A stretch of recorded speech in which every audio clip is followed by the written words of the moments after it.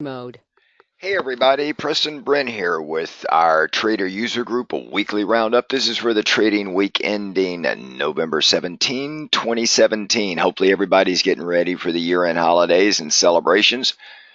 Clearly the markets seem to be that way, at least globally. The markets are just exhibiting very strong bullish tendencies as we go through the end of the year. And I know a lot of talking heads on TV are warning of an impending crash, and a lot of other doomsayers are coming out and talking about a number of different things. And, I could probably pick up a half a dozen different things that could cause the markets to fall at least 5%, possibly 10%. And there are a few things out there that could cause the markets to go into a bear market.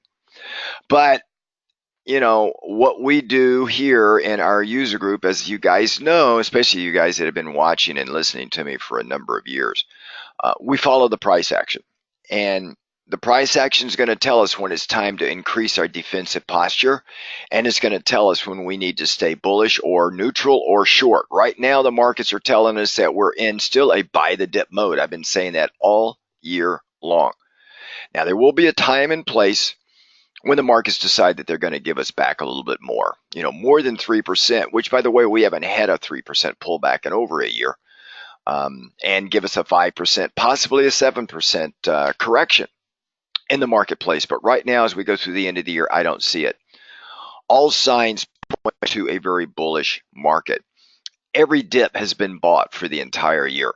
What you see on the screen here is the E-mini S&P 500 futures, a daily chart. So it goes back all the way to the fourth quarter of last year, going back to November 11th. Now, what I want to do is let's take a step back for just a minute. I'm going to come back to the daily and make it a weekly. So now we're going to look at a weekly version here. And then let me just clean the chart up because there's a lot of things going on here. So let me just take a lot of the clutter off. The only thing I have on the screen right now, as you can see, are the fib nodes. Okay, and these fib nodes are extremely important. This chart goes all the way back to the fourth quarter of 2011. Okay, look at the volume over price right here.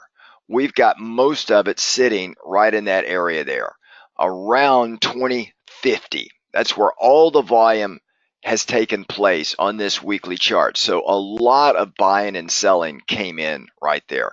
A big fight took place. Um, Obviously, when you see this volume here, you got buyers versus sellers, and only one of them is going to win. And if it's a long drawn out battle, very bloody battle, then you're going to see the volume come all the way out here over price like this. That means this is where all the volume took place. And this is the most volume we've had by almost 200% going back since fourth quarter of 2011. And you can see naturally that caused the markets to get into a very chaotic scene, which gave us the largest pullback that we've had, going all the way back to 2011. In February of 2016, when we had this double bottom, we had a lot of volatility here, and then we came back down here. Just a lot of volume and a lot of volatility and downside action. And that's where all of this came in here. And then eventually buyers went out and they took us from here all the way up into this rocket ship ride to the top up here. Now, I point this out for a couple of reasons, and I hear people talking about using Fibonacci and whether you're using Fibonacci extensions or Fibonacci retracements, or you're using a time series in Fibonacci to plot timing. And very few people do that, but I highly recommend it. It's very useful. Here, you've still got to pick if you use Fibonacci on your chart, or you look at the chart or someone else using Fibonacci. You've got to pick the key pivot points to define the range with which Fibonacci is going to measure. Now, a key range here is this peak right here, okay? That is going all the way back over 6 years, almost 7 years. The max volume here, that was the peak. It was a high back in the summer of 2015. And then we made this low here, this huge move to the downside in February of 2016. The markets fell about 15%. In fact, the Russell actually went into a bear market territory for a very brief period of time. So this is my measurement that I've been using since on a go forward basis, the pattern and the range that we're using to establish our pivot high and pivot low for Fibonacci. And you can see on this weekly chart, I can point out these key fib nodes here that we're just hitting and we're bouncing off of. And keep in mind, this is a weekly chart. So in some cases like this, we sat there for almost 4 months, 3 months. In this case right here, it took us, again, almost 4 months to take out, right? And in this area here, we're going into a month and a half, almost 2 months at that range here. So, and if I were to draw this in, I can draw the patterns like this as we're moving higher.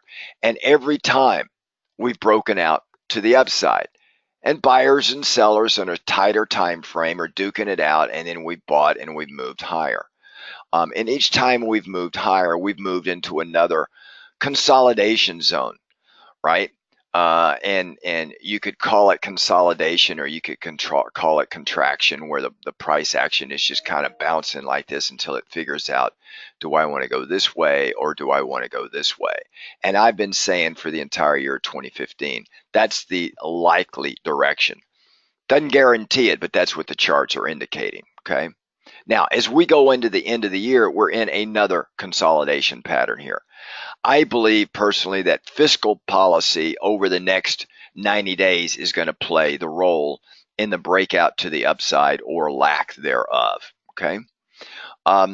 And for 3 years, Janet Yellen is talking about we can only do so much here at the Fed, monetary policy, blah, blah, blah. Head bounces off the table because I can't understand a word she says. I can't construct her sentences into some coherent strategy that makes sense to me. The sky is blue, the sky is black, the sky is yellow, white, pink, red. You can't understand what she says. You can't, it's very difficult to derive strategies. So what you do and what the markets tend to do is they read their policy statements like a lawyer would read a legal draft. And the word is or may or should or could is enough to move the markets, 100 points, because the markets are trying to interpret what this woman is saying. And just one word can change the entire policy statement from dovish to bearish to hawkish to we think it's hawkish. I don't play those games. It's fun to read. It's fun to understand. It's fun to listen to the TV talking heads argue among themselves, where some say we're going to fall down to 6,000 in the Dow, and others say we're going to 30,000. So it's just it is really amazing to me. So follow the price action, guys. Is probably the best bit of advice I can get you, because the price action is where you get paid. It is where you go up to the window and collect your coins, or you just tear your tickets up and throw them away. Okay. Now, if we look at the charts here, getting back to this, I've defined this range as the fib node. That then, because we're in blue powder, remember when we broke out finally here going up, it's all blue powder. There was no volume over price, and now we're starting to get it here. But notice the big difference, right? It's almost like the markets are giving you the big finger.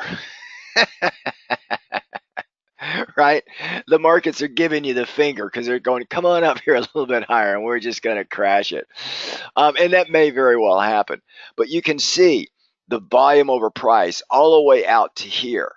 And then you've got the normalized right here. So that just shows the major support point right back here, which is why I defined it as a key fib node. And then I took the bottom of the key fib node, which if you were to extend it, pretty much encapsulates the major volume areas right here, okay? So this is the battleground. And I think eventually we're going to pull back here, but I don't see it just yet. So getting back to my statement, policy directives over the next 90 days is going to determine the breakout here, whether we go higher or whether we go lower. It's not going to be monetary policy. And I do know that Janet Yellen is coming up and bellying up to the bar for her last quarterly speech.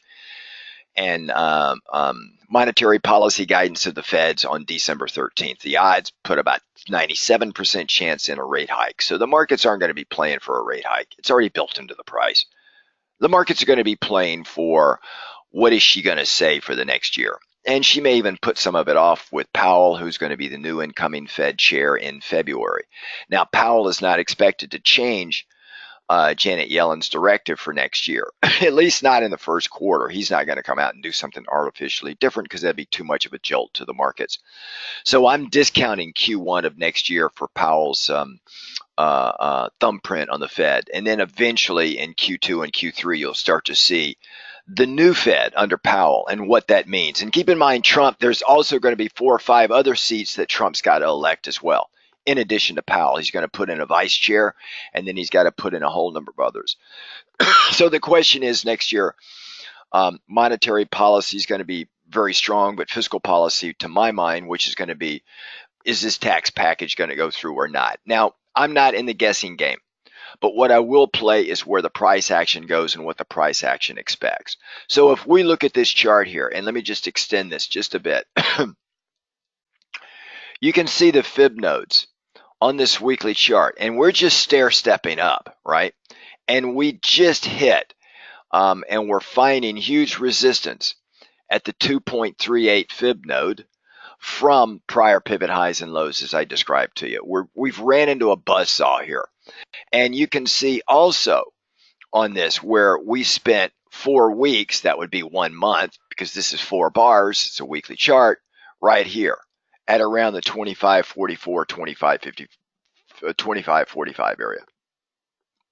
Now keep in mind, these are not exact points. I look at them as zones, give or take, you know, a half a point to a percentage point, 50 basis points to 100 basis points above or below. So 1%, which would be 25 points up or down. So they're really zones. And as we zoom in, you can see all the volume here, and then there is a lot of volume here, and then a lot of volume here. All of them seem to be centered and or resting on or slightly below these key fib nodes here. So these are going to be the target areas I'm going to be watching over the next 90 days. And remember, as you go down, it's impossible. It is absolutely impossible to get down here, right? To get down to this level without going through this level, and vice versa. So the price action is going to tell us exactly where it wants to go and where it wants to settle, okay? And you can see on this weekly chart exactly where we're sitting. And then if I were to come in and let's zoom into a daily chart here, you can see we're teeing up, right? This is the consolidation zone that I've spoken of right here. And we're sitting on this component right here, okay? And you can see exactly, and then this other one right here, these nodes that are sitting here that are just kind of controlling the markets. Again, volume over price here, a little bit here, and a whole lot more here sitting on that fib node there, okay? So I'm going to be watching this very closely. The 50 EMA is sitting there. The 200 EMA is sitting there, okay? All we're in right now is a consolidation mode. If the tax package goes through, which I personally believe, and trust me, these politicians are driving me absolutely crazy on both sides of the aisle. Repubs, Dems, Independents are all insane. But I believe in a matter of survival. And the Republicans view this tax package as a matter of survival for the midterm elections next fall. So I believe they're going to get it through. If they get it through, where are we going? We're going to move up another 50 to 150 points in the S&P 500. Let me say that again. We're going to move up another 50 to 150 points in the S&P 500. Okay, it's going to take us well up into this area here. Now, I'll add a fib node on here, and I took it off, and I'm going to put it back on again just to show you, right? And let's just make this 2.5, all right, so that you can see here. And I'll put the 5 on here, so 2.5%, and I'll do it as a bright yellow so it stands out, and I'll close it down. That is another node where we can go to right here, okay? I mean, and we'll hit that very quickly, and boom, we're there, and that's kind of where we're headed right here, okay? And then we'll take it up to 2,700, because as I run these all the way up, the next key level is the psychological barrier of 2,700, because you just know the markets, once they get up into the mid 2,600s, then everybody's going to be screaming for 2,700.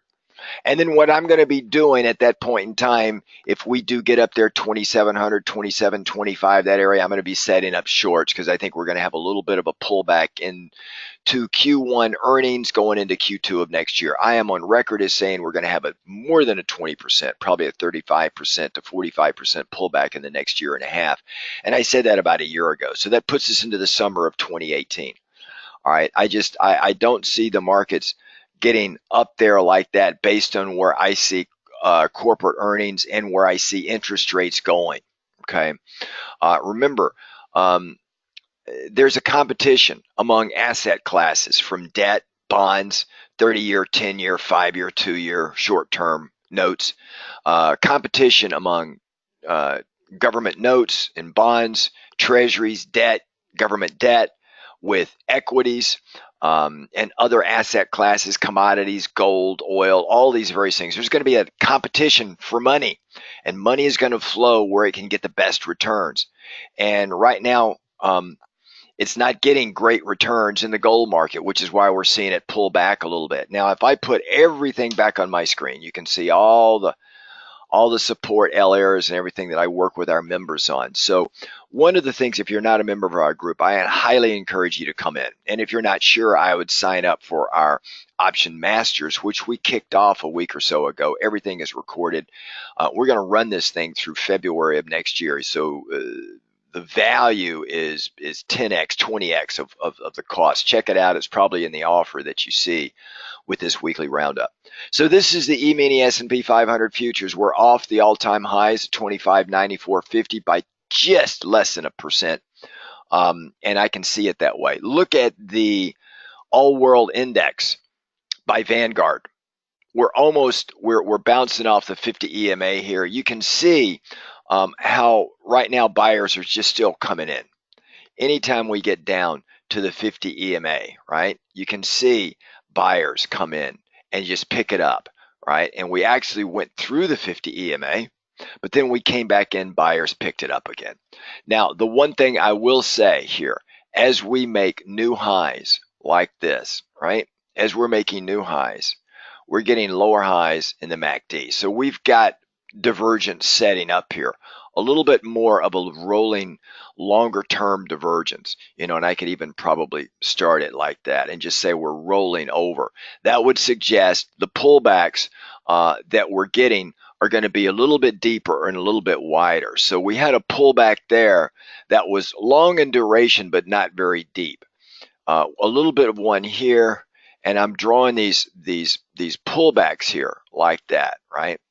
So you can see the shape of the box and how it's getting a little bit deeper as we go higher like that for a global index, right? So this would suggest that the markets are due for a little bit more of a pullback on a global basis until the U.S. comes out with its fiscal policy. And there's bets on whether they'll get it done at the end of this year or early next year, but let's see. They're trying to get it done before the end of this year, and they may surprise people.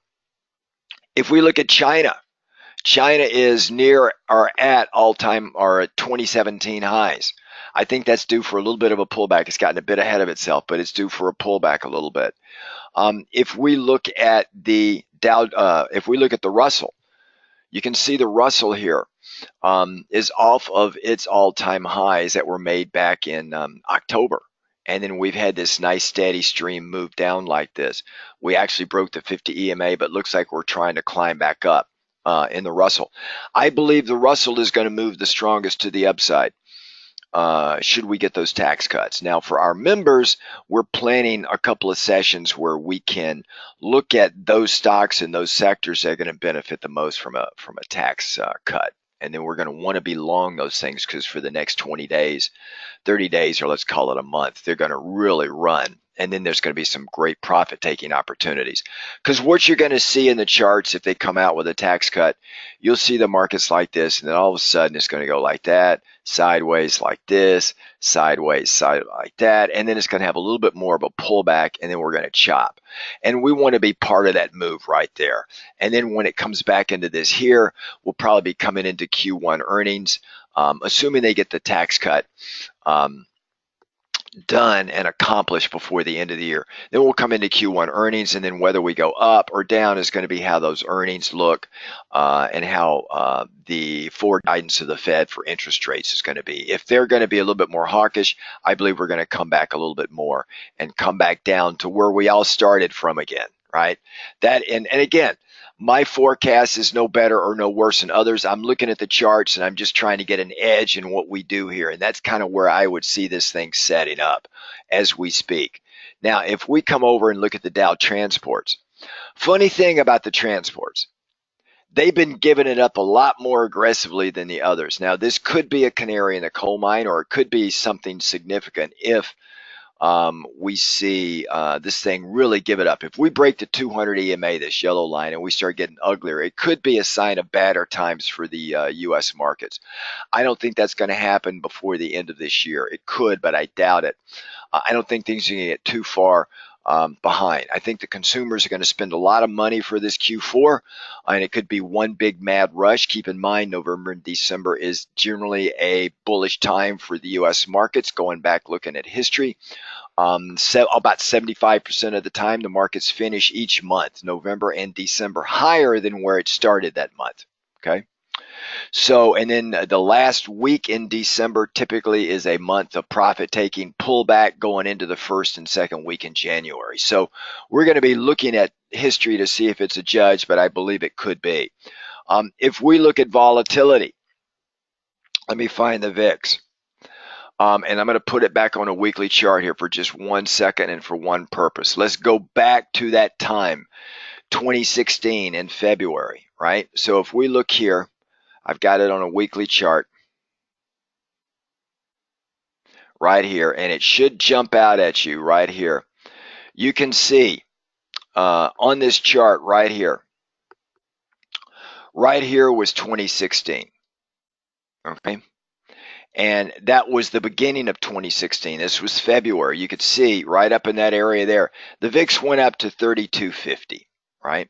And in what I call zone 4, which is a danger zone. That's when we had the pullback of 15%. Now, that was just a 15% pullback. The biggest pop in volatility history was right here. Okay, that was August 21, 22. That week when China came out and devalued the yuan. It only happened for 1 week, 5 days, and then vol came back into the normal area right here, which is zone 3. Okay, but this goes to show that you can really get hurt with an exogenous event like the Chinese devaluation there. But I wanted to show you under normal market conditions, we went from right here, a VIX around 1250, right? In October, all the way up to February, it was very volatile, and we went all the way up here to 3250. We haven't seen 3250 in the VIX in a long, long time, but that's how it's going to work. You're going to get a big pop and then a pullback, another pop that's going to be bigger than the prior pop, and then a pullback and then another pop. And you're going to see right here, boom, boom, big pop, back down, a bigger pop, up, down, a final pop, and then we come back down again. And then a little bit of sideways, and then another pop and down like that. So that's also giving you the bird right there too. It's appropriate that the markets give you the bird. Or the finger, whatever you want to call it. It's going to feel that way. So looking at the markets right here, you can see we've generally been in the green zone right here, as I highlighted right here. The green zone generally, I call it right around 15, and then just going all the way down. You can see we're at almost a 2-decade low at 8.84 right here, right in that area there, for the low for 2017 on the VIX. And when we do just barely get over 15, right, over the past few years, it's not that bad. I mean, we move up and then we come back down. So 1628 was the highest we've seen, going all the way back to October of 2016 right here. And even then, it only went up to 22, right? So again, we're due to break out of that range and come into probably zone 3, because when we do get that breakout, it's going to be fast and furious. It's going to catch people by surprise, and you're going to see the VIX move up north of 20 at a minimum. Okay, it's very difficult to predict, but we've got strategies where we can play volatility to the long side. If you got portfolio margin, we have what we call our FUBAR hedge. That's F, up beyond all recognition. It's a form of it's a military term. Those of you that are former military or in the military now, you know what I'm talking about. We call it our FUBAR hedge. And we got a baby FUBAR if you don't have portfolio margin that you can play as well. So that's volatility. Let's look at bonds, and let's go back to the daily chart here with bonds. You can see what bonds is doing right now. Bonds has already worked off a good portion of this run up that we had through September of 2017. And it's priced in a rate hike. And you can see we're just trying to, do we get above the 200 EMA or not? I believe we're going to stay in a choppy range around this area here for now. Okay, we almost came down and went red for the year for bonds, but not quite. And we're going to stay sideways until we get clarity on December 13th with the Fed, and we get clarity on the tax hike.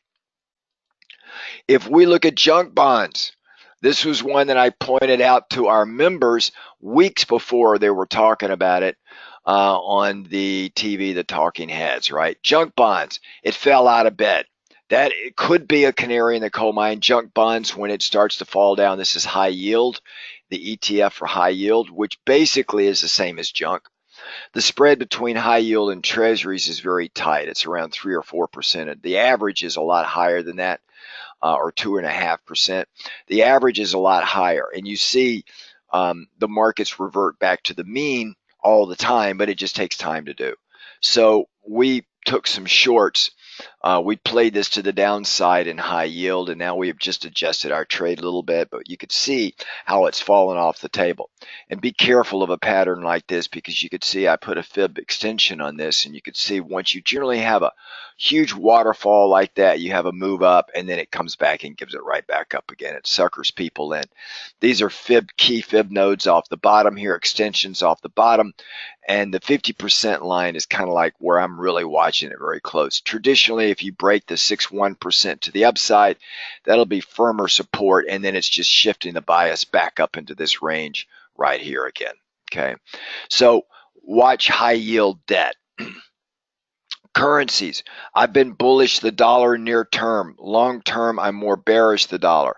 But shorter term, I'm bullish the dollar. You can see here, though, the dollar has, with this bullish pattern, is starting to give it back up again.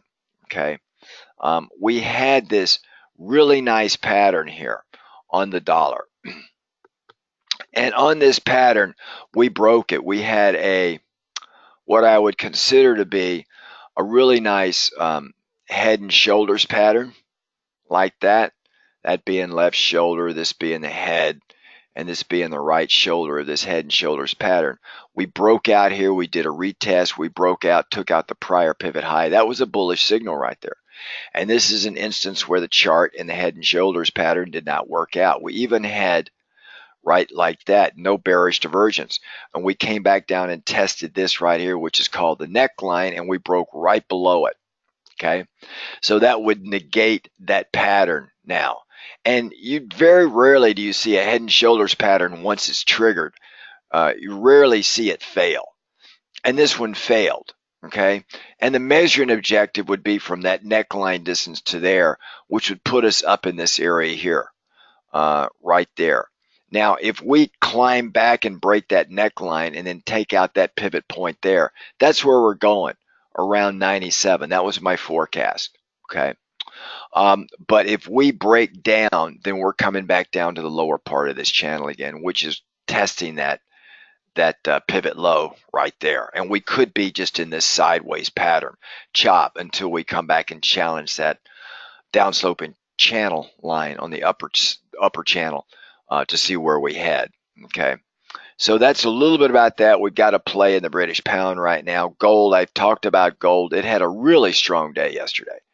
Gold is really trying to work with its 200 EMA. And you can see here where it's held up for a long period of time, right there. And then we went literally several weeks, 3 weeks, almost a month at that 200 EMA. And then we had a breakout right here, a nice breakout. I think it's going to run into a buzz saw at that level right there, just slightly above the 1300 area. And we're not going to go any higher than that until we get clarity on the Fed. Gold hates interest rates, higher interest rates, and it loves higher inflation. So and it hates stronger dollar.